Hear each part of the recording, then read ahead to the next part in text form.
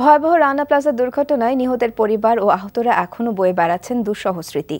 ৩ বছর পূর্ণ হলেও এখনও সম্পূর্ণ পুনর্বাসন সম্ভব হয়নি। আহত প্রায় ২৫০০ শ্রমিক এখনও মানসিক ক্ষত নিয়ে জীবন সংগ্রাম চালিয়ে যাচ্ছেন।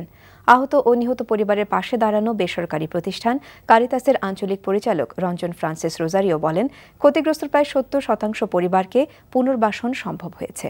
মারুফ রানীর রিপোর্ট। সেই ধ্বংসস্তূপ থেকে এখনও উঠে দাঁড়াতে পারেনি আহত ও নিহতদের অনেক পরিবারই।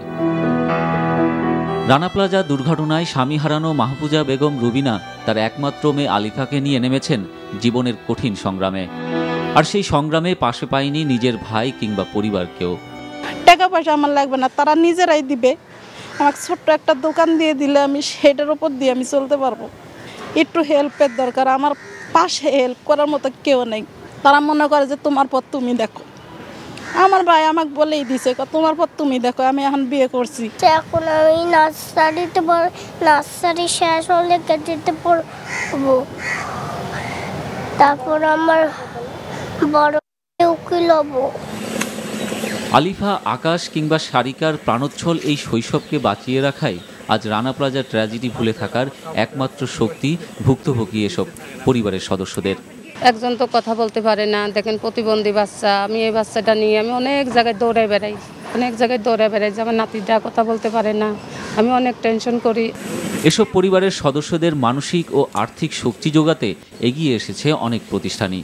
তারপরও কারিতাসের এক গবেষণায় দেখা গেছে ৩০% ভুক্তভোগী আহত ও নিহতের পরিবারকে পুনর্বাসন করা এখনও সম্ভব হয়নি।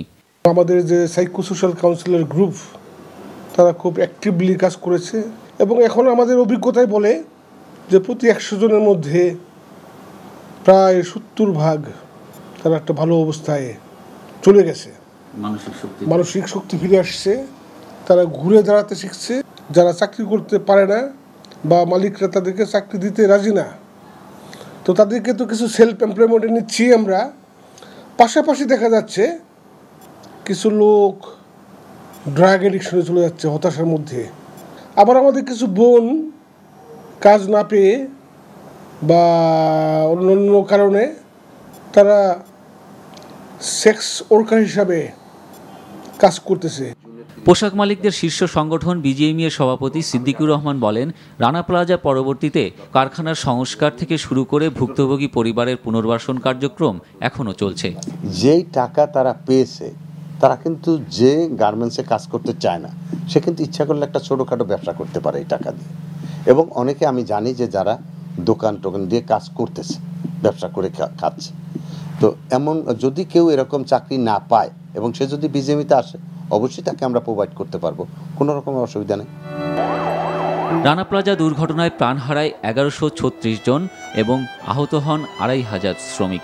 আহত পঙ্গু শ্রমিক কিংবা নিহতদের পরিবারের সদস্যদের দাবি, জীবন সংগ্রামে যেন তাদের পাশে থাকে সমাজ। মারুফ রানী, এনটিভি নিউজ, ঢাকা।